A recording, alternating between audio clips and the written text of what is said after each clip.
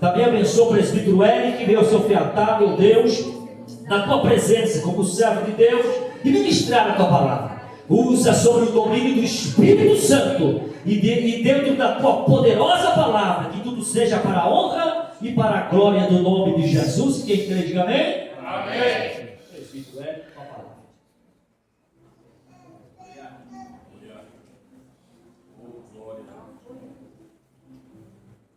Cumprimento os irmãos com a paz do Senhor Jesus, amém? Amém. Aleluia. Quantos vocês estão felizes aqui nesta noite? Aleluia. Mais uma oportunidade para nós adorarmos e exaltarmos o nome do Senhor. Muitos queriam estar aqui nessa oportunidade, mas não conseguem. Todavia, pela misericórdia, benevolência, graça do Senhor, nós estamos aqui nesta noite. Aleluia, Jesus. Amados, abram comigo a palavra do Senhor, Evangelho segundo escreveu João, capítulo de número 5. Evangelho segundo escreveu João, capítulo de número 5, aleluia, a partir do verso 1. Quem achou, diga amém. Aleluia. Quem não achou, diga misericórdia. Amém. Vamos esperar todos. Amém. Aleluia. A palavra do Senhor que diz assim: depois disso, havia uma festa entre os judeus, e Jesus subiu a Jerusalém. Ora, em Jerusalém, próximo à porta das ovelhas, um tanque chamado em hebreu de Betesda, o qual tem 5 alpendres. Nestes havia ou morriam grandes multidões de enfermos, cegos, mancos, ressecados, esperando o movimento das águas. Porque um anjo descia em certo tempo ao tanque e agitava a água, e assim o primeiro que ali descia, depois do movimento das águas, sarava de qualquer enfermidade que tivesse. E havia ali um homem que estava há 38 anos, se achava enfermo.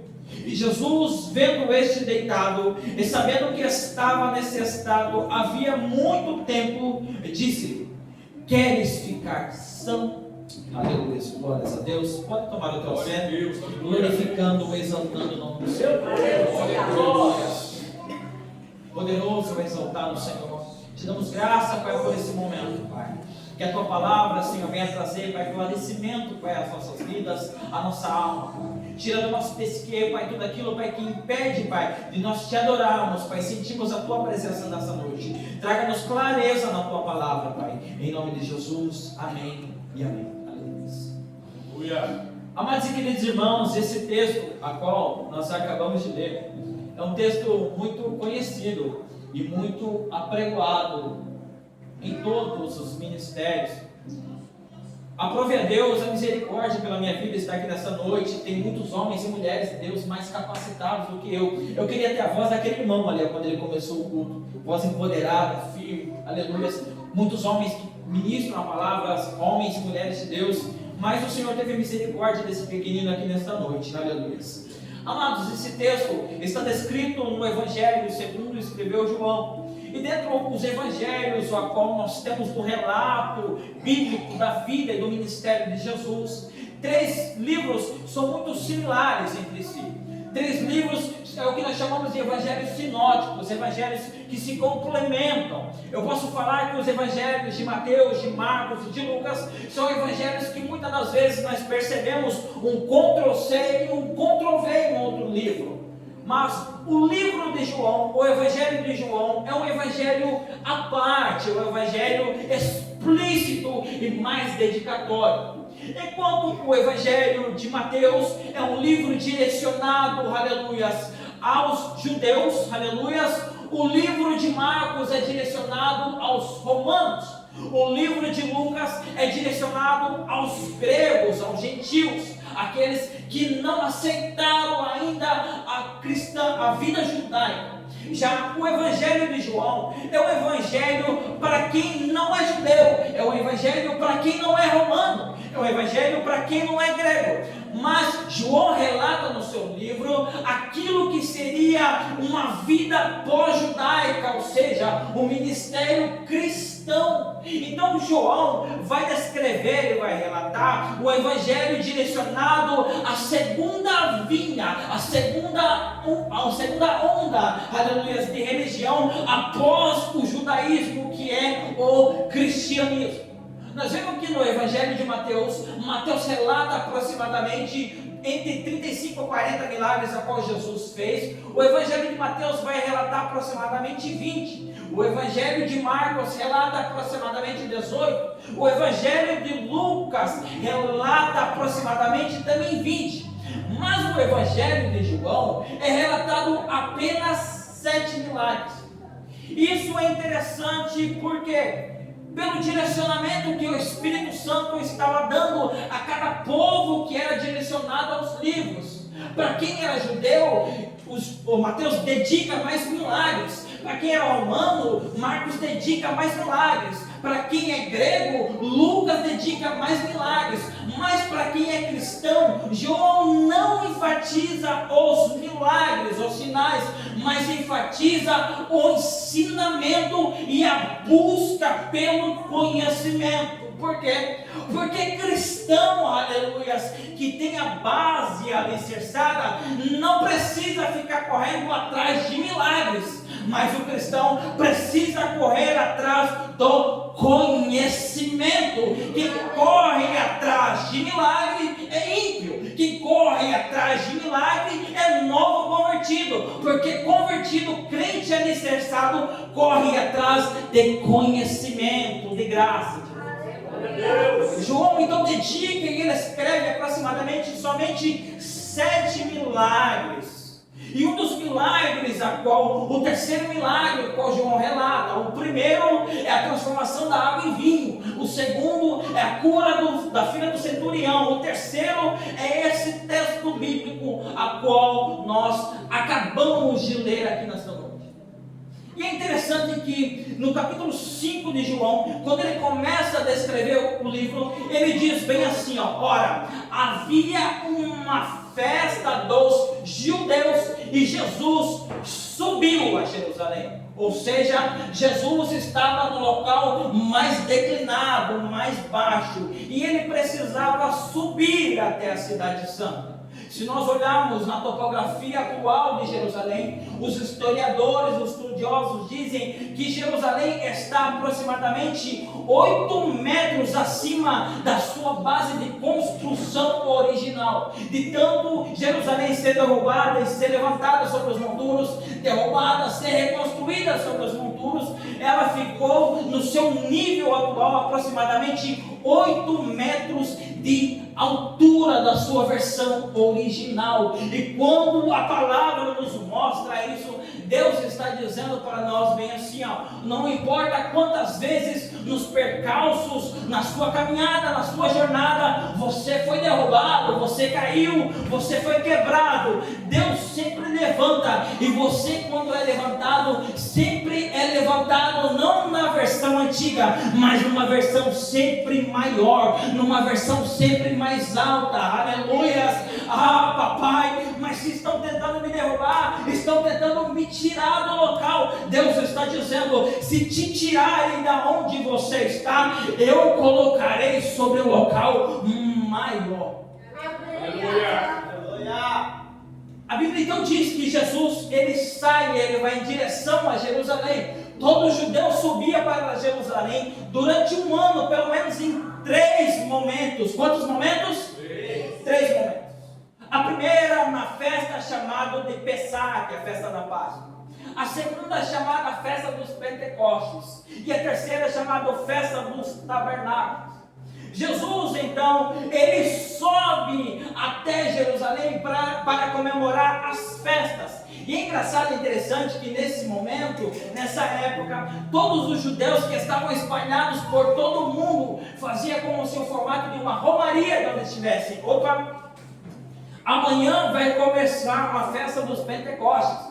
Vamos subir a Jerusalém. E eles cantavam, iam em grande multidão, iam direcionando a cidade santa de Jerusalém. Onde que eles estavam? Eles se direcionavam para adorar ali, para fazer culto ao templo ao qual estava direcionado em Jerusalém. Mas ia uma grande multidão, onde que as pessoas estavam, faziam romaria. Nós vemos isso no livro de Salmos, quando está explícito dizendo cântico de romaria, ou salmos de romaria. Enquanto as pessoas se direcionavam a Jerusalém, elas cantavam, elas cantarolavam, faziam cultos de adoração no meio do caminho. E enquanto as pessoas estavam longe da cidade, os passos eram mais rápidos, eles conseguiam dar mais passos, eles andavam rápido, a caminhada era rápida. Mas quando ia se afunilando próximo da cidade, os passos já não eram tão rápidos, eram passos mais lentos, aleluia, porque já tinha muita multidão, o trânsito da época, aleluia, a locomoção da época não permitia. Quando estava longe era passos rápidos, quando estava próximo era passos lentos. Quando eles estavam chegando na cidade santa, quando eles estavam chegando próximo do objetivo, os passos eram mais lentos. E o que a Bíblia nos quer dizer isso? Que quando nós estamos longe do objetivo, os nossos passos são rápidos, mas quando nós estamos próximo do objetivo, os nossos passos são mais lentos. Ei, se você está entendendo, percebendo que a tua jornada está andando em passos lentos, não se preocupe, porque passos lentos significa que está próximo do objetivo. Se está andando devagar, se está andando lento, é porque aquilo que Deus tem preparado para minha e para a tua vida está mais próximo do que você imagina. Glória a Deus. Aleluia.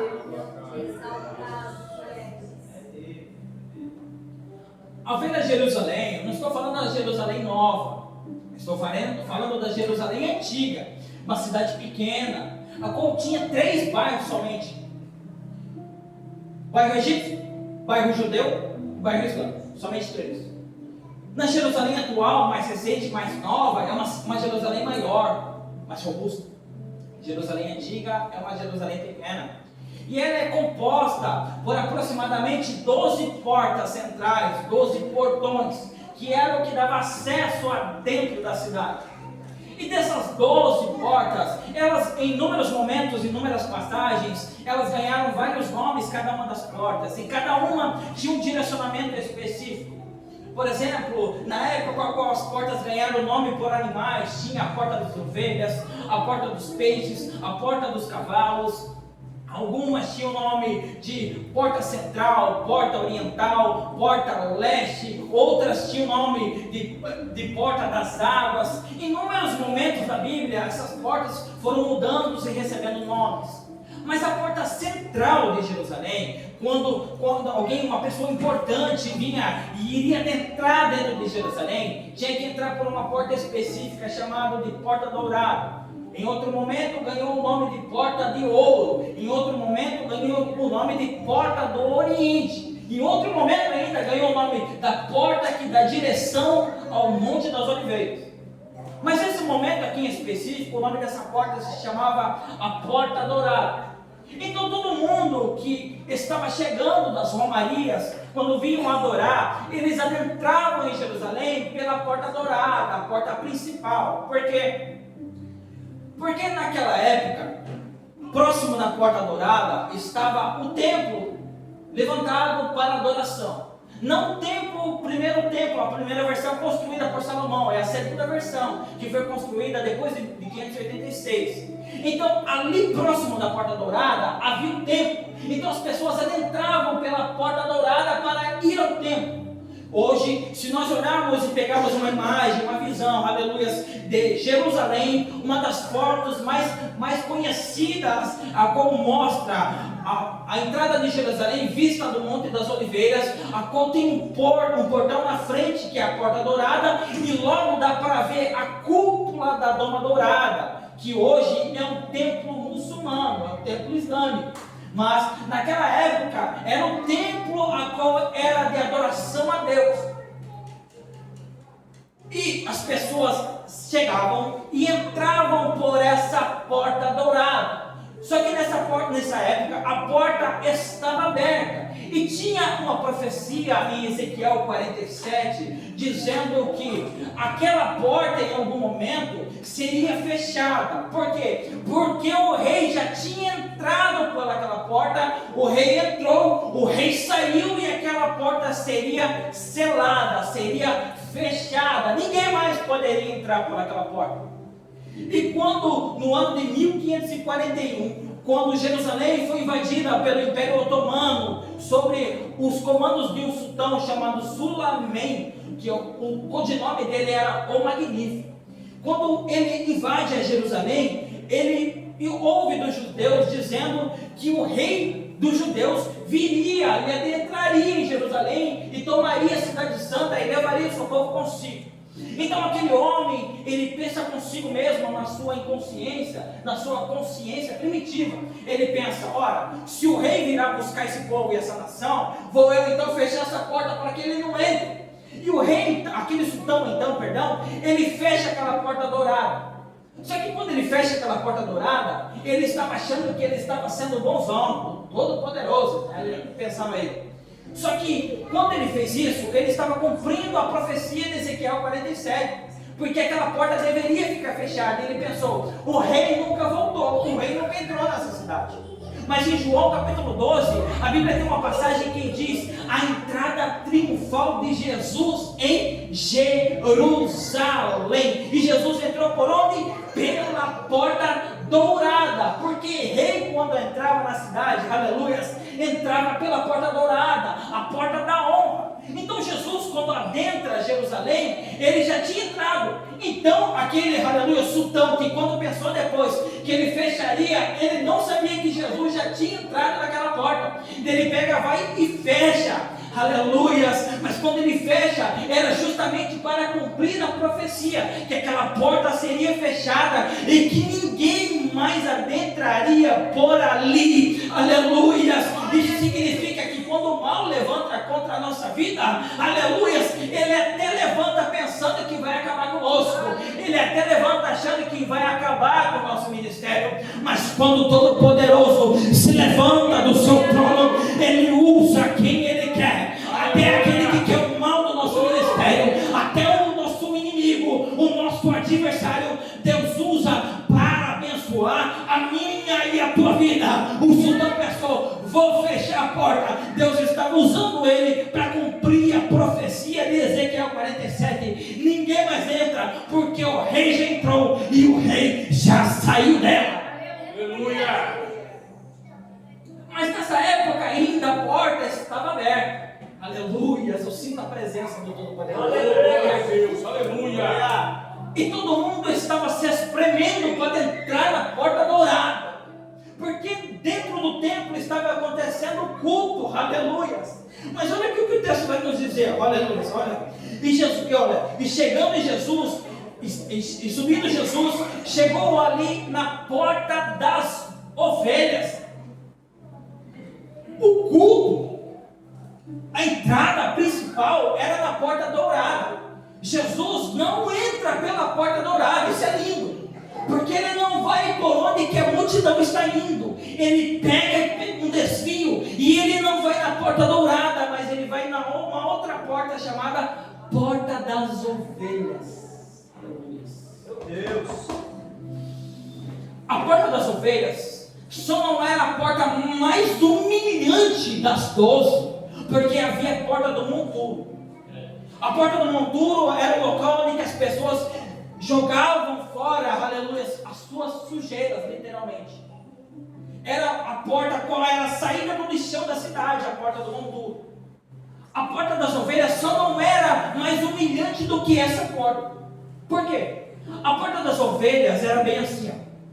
Quando alguém transgredia contra a palavra, quando alguém pecava, ele catava um animal, aleluia, presta atenção, senão você não irá entender. Ele pegava um animal, uma ovelha, e ia em direção à porta das ovelhas, uma porta pequena, e passava ali por aquela porta a ovelha de sacrifício, e entregava para os auxiliares do sacerdote, do sumo sacerdote.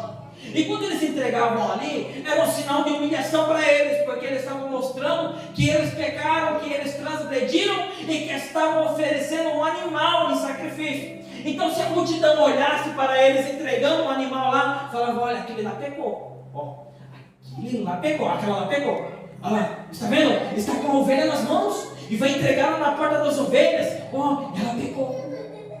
Olha que interessante. Está tendo culto lá na porta dourada, lá no templo. Jesus não vai naquele culto, ele vai na porta das ovelhas, onde que as pessoas entregam um animal para o sacrifício do arrependimento do pecado. E a Bíblia diz bem ali, e próximo da porta das ovelhas tinha um tanque, chamado em hebraico Betesda, que transliterado para o português Bet significa casa, Esda significa misericórdia, ou seja, casa da misericórdia.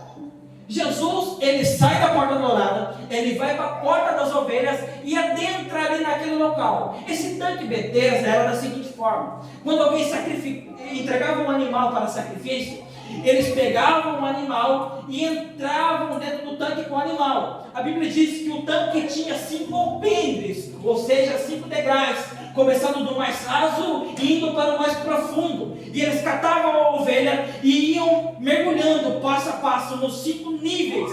E lá no nível mais profundo, eles mergulhavam o animal e retiravam. E quando eles retiravam, eles conseguiam perceber se o animal tinha alguma imperfeição. Porque a ovelha, quando está com os pelos secos, ela é volumosa, ela é densa, não dá para ver. Mas quando molha ela no mais profundo e retira, daí dá para ver, porque os pelos ficam mais colados e dá para ver se tem, aleluia, imperfeições, se tem alguma mácula ali. Então, esse local do tanque era para ser usado da seguinte forma: eles pegavam a ovelha, mergulhavam no mais profundo, porque no mais profundo queria mostrar o que não estava visto de cima. Aleluias. É no nível mais profundo da intimidade com o Espírito Santo que nós veremos os sinais e maravilhas. Não temos como nós vermos algo somente da superfície, somente molhando, aleluia, a pontinha dos pés. Se nós não mergulharmos no profundo íntimo, no mais íntimo do tanque, não tem como nós termos contato com o grau mais alto do mundo espiritual. Se nós estamos sendo crente de molhar somente a pontinha dos pés, eu quero te convidar nessa noite para nós mergulharmos ao mais profundo da intimidade. Só tem intimidade e só vê um nível mais fundo, aleluia, quem mergulha por completo. Lá na porta dourada está tendo culto, mas olha, presta atenção. E nesse tanque, aleluias, das ovelhas, no tanque de Betesda, aleluias, havia uma multidão que morriam. A palavra jazia significa morriam, davam-se a morte naquele local. E havia todo tipo de pessoas, havia cegos, havia coxos, havia mudos, havia paralíticos, havia pessoas com lepra, todo tipo de doença havia próximo do tanque de Betesda, esperando um milagre, esperando uma salvação, aleluias, porque em certo momento um anjo descia e agitava as águas, e o primeiro que mergulhava nas águas agitadas era curado. Olha que interessante. As pessoas estavam vindo para Jerusalém para adorar lá na porta dourada, lá no templo. Mas aqui na porta das ovelhas estava acontecendo um culto. Enquanto lá na porta dourada acontecia um culto pelo menos 3 vezes ao ano, aqui acontecia todo dia, tinha um culto na porta das ovelhas. O culto melhor era lá na porta dourada, na porta da honra, onde que só tinham os rabinos, os sábios. Mas aqui na porta das ovelhas era a escória da sociedade que estava cultuando. Jesus tinha 2 opções. Aleluias. Ou ele adorava lá com os perfeitos, com os melhores, com os doutores da época, ou ele cultuava lá com os humildes. Está tendo 2 tipos de cultos diferentes. O culto dos que sabem, dos que usam gravatinha, os que tem bonito, que tem terno bonito, sapato bonito. E aqueles que não tem nem o que aqueles que não têm nem o que vestir, aqueles que não têm nem o que se levantar. Aleluia, você está tendo outro culto aqui. Glória. Jesus escolheu não ir para o culto de aparência, mas ele escolheu para ir para um culto a continha. Aleluia, adoração. Aleluia. Jesus não escolhe cultuar com pessoas ou em locais que aparentemente são bonitos de vista, mas ele gosta de cultuar e receber adoração de quem cultua ele de verdadeiro coração, de verdadeira adoração. Aleluia. Lá em cima, na porta dourada, estava acontecendo um culto perfeito, mas Jesus preferiu o culto dos imperfeitos, dos impuros. Aleluia.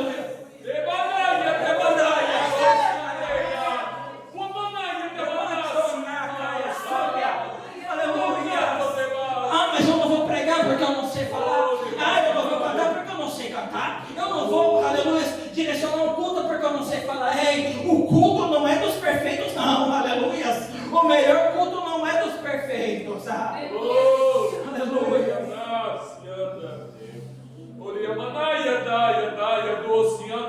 Jesus sai, aleluia, de onde que todo mundo estava entrando, na porta dourada, a porta da honra, e vai lá para a porta da desonra, lá na porta das ovelhas.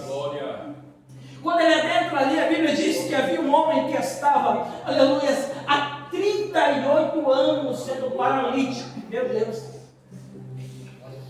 Jesus estava com 31 anos aqui nessa época, aleluia. Oh, glória. Quando Jesus nasceu, esse homem já estava lá há 7 anos.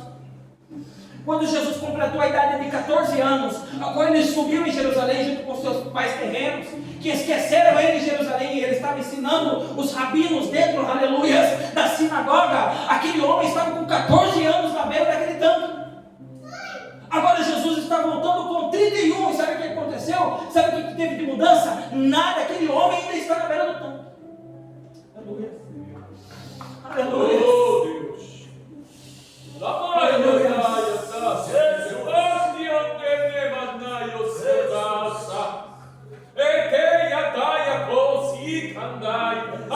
Passou 7 anos, passou 14 anos, passou 31 anos, aleluia. Aleluia, eu não sei quanto tempo tem demorado, aleluia. Eu não sei quanto tempo tem passado aquilo que você tem pedido a Deus, mas não importa a quantidade, 7, 14, 31, aleluia. Quando chegar o momento certo, aleluia, Deus, aleluia, marca e prepara, aleluia, um culto exclusivo contigo, aleluia.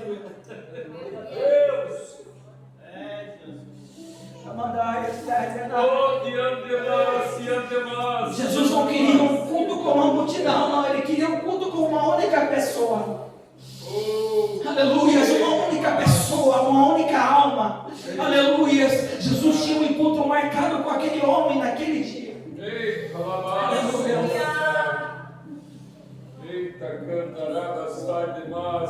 Há 31 anos, aleluia. E quando Jesus chega para ele, a Bíblia diz que Jesus chega até ele, sabendo que ele estava ali há muitos anos, há muito tempo. Aleluia. Jesus pergunta: ei, queres, aleluia, ser curado? Queres ser limpo? Aquele homem responde indignado, fala: Senhor, como assim? Sempre quando o anjo vem e agita as águas, aleluia, alguém pula na minha frente. Observação, Senhor, eu não tenho ninguém por mim. Quando ele disse que não tinha ninguém por ele estava dizendo: olha, quando a água é agitada, cego pula lá. Quando a água é agitada, mudo pula lá. Quando a água é agitada, o coxo pula lá. Quando a água é agitada, até o paralítico, mas que tem um familiar, que tem um amigo, ele é mergulhado lá pelo amigo, mas eu não consigo me locomover. E o pior, não tenho ninguém por mim. Não tenho ninguém que me coloque nas águas, não tenho ninguém. Estou há 38 anos aqui e não tem ninguém comigo. Aleluia. Quantas das vezes você e eu pensamos: Senhor, nessa jornada eu estou sozinho. Aleluia. Quantas vezes pensamos: Senhor, não tem ninguém por mim. Quantas vezes pensamos: Senhor, os meus amigos nos abandonaram, os meus familiares me abandonaram, Pai, eu não tenho ninguém por mim. Aleluia. glória. Mas Jesus está dizendo para nós essa noite, ainda que não tenha ninguém por você, ainda que não tenha familiar por você, ainda que não tenha um amigo por você, aleluia, sempre tem alguém olhando e zelando pela sua vida, e esse, aleluia, é o nosso melhor amigo, e esse é o nosso melhor familiar, e o nosso melhor amigo se chama Jesus.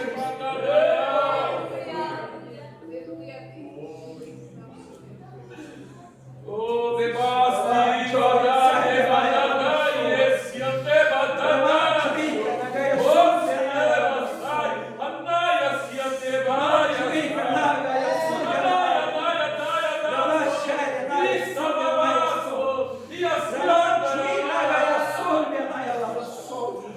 Sinta-se abraçado pelo amigo Espírito Santo. Sinta-se abraçado por Ele nesta noite. Você que está se sentindo sozinho, você que está se sentindo abandonado, sinta-se um afago do Espírito Santo nesta noite. Aleluia. Ei, calama, siandala, vai. Oh, glória. Aleluia. Roxo de massa, e cato de 38 anos, aleluia. Jesus pergunta para ele, responde: Senhor, não tenho ninguém por mim, ninguém. Deus. Jesus se chega então, aleluia. E aquele homem esperava que o que acontecesse com ele seria da seguinte forma: a única forma de ele ter uma mudança na vida dele seria ele entrando dentro do tanque, aleluia. Ele estava tipolizando, aleluia, marcando e clausulando que a única forma daquilo que ele precisava acontecer na vida dele seria ele ser lançado nas águas, aleluia.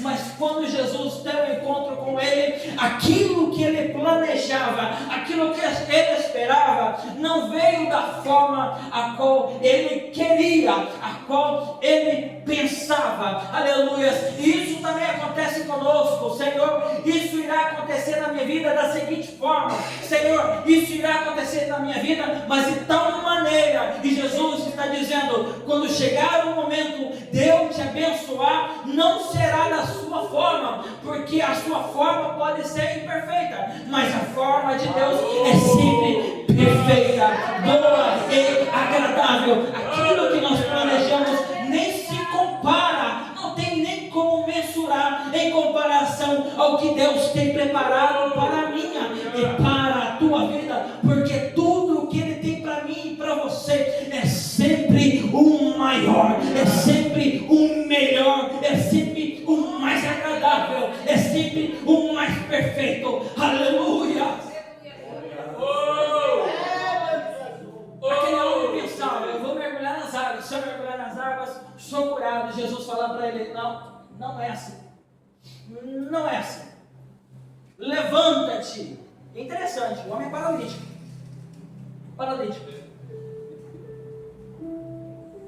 Você fala para o paralítico: levanta. O homem que não levantava há 38 anos, levanta. O paralítico não tinha mais, aleluia, estrutura e movimento, aleluia, da parte da lombar para a parte inferior do corpo. A parte neural dele, as sinapses neurais, nem entendia mais esse comando do cérebro a enviar, aleluia, pelos canais a informação para ele movimentar os membros inferiores. Daí Jesus, como a palavra diz, levanta, aleluia. Porque até quando as circunstâncias nas nossas vidas parecem imperfeitas, até quando as circunstâncias nas nossas vidas parecem improváveis, porque quando as circunstâncias das nossas vidas parecem impossíveis, aleluia, quando a probabilidade, a porcentagem é mínima, é de 0%, aleluia, Jesus sempre tem uma palavra, aleluia, que rompe qualquer barreira. Se aquilo para acontecer na minha e na tua vida parece impossível, parece pouco provável, mas aquele que tem a palavra final, aquele que determina e ninguém abomina, é somente Ele, aquele que tem autoridade no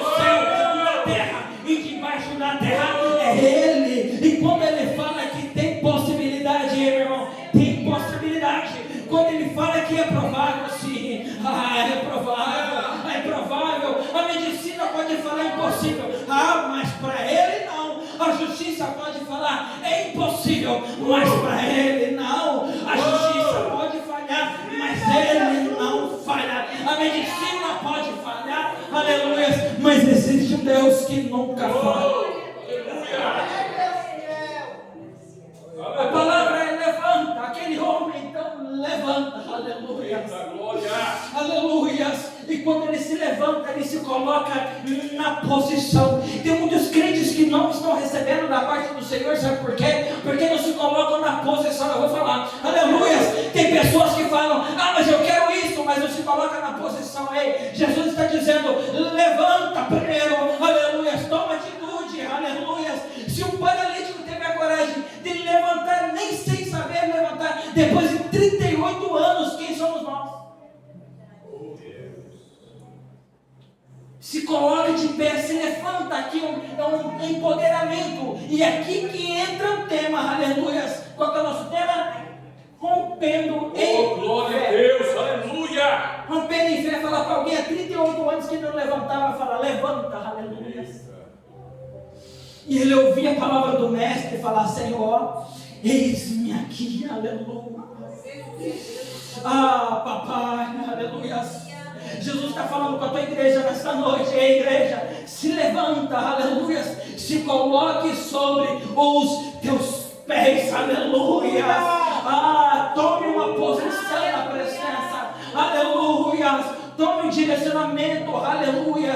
Isso é fé, aleluia. Se colocar de pé, aleluia. Se colocar à mostra para algo que é pouco provável, para algo que é improvável se acontecer na nossa vida, nós temos que ter a atitude da fé. Por isso que o tema é rompendo em fé. Se romper em fé significa ir além dos limitantes normais, ainda que não tenha possibilidade, ainda que não tenha o mínimo de esperança, mas se existir a fé, aleluia, nós podemos mover os céus, nós podemos mover a terra, com mesmo que tenhamos um mínimo de fé, aleluia, mas vamos romper a fé a partir de hoje, aleluia. Vamos romper, aleluia, os nossos limitantes, vamos romper, aleluia, as barreiras que querem nos frear, as barreiras que querem nos enclausurar, aleluia, vamos tomar um posicionamento, um direcionamento da parte do Espírito Santo, aleluia, aleluia. E aquele homem se levanta, aleluia. E quando ele se levanta, era um sábado, aleluia. E a Bíblia diz que ele vai por costume e cata o teu leito. Jesus falou para ele, pega ele. Ele foi e catou o leito dele, aleluia. Quando ele catou o leito dele, aleluia, os homens que estavam ali próximos, presta atenção comigo como aquele culto foi direcionado somente para aquele homem, aleluia. Porque quando aquele homem é curado, os outros enfermos, a Bíblia diz bem assim, e os homens questionaram ele dizendo, olha, hoje é sábado, você não pode pegar o leito e levantar. Poderiam estar fazendo o quê? Nossa, esse homem, eu já vi ele aqui há muitos anos, ele era paralítico, como que ele está de pé? Nossa, esse homem estava caído, estava derrubado, como que ele está de pé agora? Nossa, o que aconteceu com ele? Mas a preocupação deles era religião. Ei, você não pode levantar esse leito daí, hoje é sábado. Por isso que Jesus marcou um encontro com aquele homem específico. Todos aqueles outros poderiam ser curados. Todos aqueles outros Jesus poderia falar, cego, enxergue, surdos, ouçam, paralíticos, levantem. Mas Jesus somente marcou um encontro com ele, aleluia. Porque os outros estavam preocupados com a aparência religiosa. Jesus nunca estava preocupado com isso. Aleluia.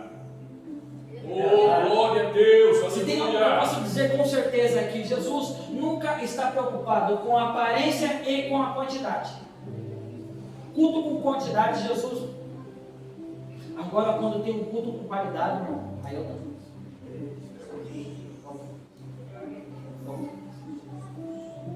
O culto vai ser gostoso porque tem 100 pessoas. Não acontece nada. Nada. Daí tem um culto assim, com essa quantidade que nós temos aqui, ó. Beleza? Daí quando tem um culto assim, nós adoramos e exaltamos o nome dele. Aleluia! Glória a Deus! Aleluia! É um culto pela qual nós sentimos a graça. Enquanto nós vamos num culto que tem quantidade, 100, 150 pessoas, 200 pessoas, nós entramos frio de lá, aleluia, nós entramos frio e saímos de lá mais se ergue. Se tocar na mão do irmão, aleluia, parece que está tendo um choque térmico de frio, aleluia, mas quando nós entramos num culto a qual tem qualidade de adoração, aleluia, eu toco na mão do irmão, aleluia, ele já está aquecido, ele já está como chama de fogo, aleluia, porque o Espírito Santo, aleluia, ele recebe e ele está presente no culto de qualidade, não no culto de quantidade. Jesus marcou um encontro com aquele homem, o culto era com ele, aleluia. O culto era com aquele cidadão em específico. Aquele culto, esse culto está marcado e direcionado para mim e para você nessa noite. Mas o irmãozinho poderia vir, a irmãzinha poderia ter vindo. Não, aleluia. O culto foi marcado com essas, aleluia, com esses moços que estão aqui nessa noite. Aleluia. O culto foi marcado comigo e com você. Quem está próximo da porta das ovelhas, quem está no tanque de Betesda nessa noite, sou eu e você. Agora só o que nós temos que definir é qual é o nível dos degraus que nós estamos. No primeiro degrau, no quinto degrau, no mais profundo, aleluia. Daí é comigo e contigo, aleluia. Eu não posso tomar essa direção por você, aleluia. Eu não sei vocês, mas eu quero ir ao mais profundo, aleluia. Eu quero ir no nível de degraus mais profundo, para sentir a presença ainda mais, para ter um nível de intimidade ainda maior, aleluia. Glória a Deus. O homem foi curado, eu estou encerrando. O homem foi curado. Daí sim, a Bíblia vai dizer que, e passando-se estas coisas, Jesus encontrou o homem na onde? Dentro do templo. Aleluia. Jesus saiu dali da porta das ovelhas, aleluia.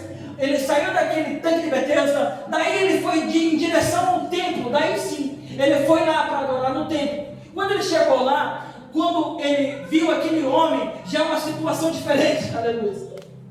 Porque quando Jesus viu ele a primeira vez, Jesus viu ele caindo, derrubado, aleluia. Mas agora Jesus vai ver ele dentro do templo de pé, aleluia. Aleluia. Oh, glória! Aleluia. Deus de glória! Aquela multidão que estava nem embaixo, aleluia, na porta das ovelhas, e nem no templo sabia o que tinha acontecido com aquele homem, aleluia. Mas a Bíblia diz que aquele homem, quando viu Jesus, estava alegre ainda, aleluia, porque ele tinha completado, aleluia, depois de 38 anos, aquilo que buscava, aleluia, tinha se concretizado, aleluia, e Jesus tinha visto ele caído, aleluia. As pessoas que estavam na porta das ovelhas viram ele caído, mas as pessoas lá em cima do templo agora vê ele de pé, aleluia. A sociedade pode ter te visto caído, aleluia. O mundo lá fora pode ter te visto, aleluia, quando você estava lá embaixo, aleluia. Mas ainda tem um momento, aleluia. Ainda tem uma experiência, aleluia. Aleluia. Que aqueles que te viram lá embaixo, aleluia. Aqueles que te viram caído, aleluia, ainda precisarão completar, aleluia, o processo e te ver agora que você está de pé, aleluia. Aleluia. Todo o processo, aleluia, ele é da seguinte forma: primeiro nós começamos no nível menor, aleluia, mais baixo, aleluia, e depois nós vamos progredindo, aleluia. E é interessante que pessoas muitas das vezes nos marcam porque eles nos viram no nível inferior, aleluia, mas eles ainda irão, aleluia, presenciar Deus te exaltando e te levantando. E aqueles que te viram no nível, aleluia, mais baixo, ainda irão, aleluia, presenciar Deus te colocando no nível mais alto, no nível mais elevado, aleluia. Papai, aquele homem cultuava lá, aleluia, lá embaixo, mas depois ele foi cultuar lá em cima, aleluia. É um processo. Não tem como nós começarmos lá em cima, na porta da honra, se nós não passarmos primeiro pela porta da desonra. Não tem como nós passarmos, aleluia, pela porta dourada, sem antes passarmos pela porta das ovelhas. Não tem como nós entrarmos pela porta da exaltação, aleluia, se nós não passarmos primeiro pela porta da humilhação, aleluia. É um processo, aleluia. aleluia. O choro, ele pode até durar uma noite, mas assim como as luzes clareiam, iluminam esse ambiente, a alegria, ela sempre virá pela manhã, aleluia. Precisamos romper em fé, e além do sobrenatural, e além dos nossos limitantes, aleluia, para nós presenciarmos e experienciarmos o sobrenatural da parte de Deus, aleluia. É romper em fé, e além do que a nossa fé nos permite, é além do que a nossa barreira humana nos permite, porque sempre quando passa a barreira humana, sempre tem um limite ainda mais profundo no mundo espiritual, aleluia. Assim agradeço a minha oportunidade, e as palmas louvam e agradecem o nome do Senhor, aleluia.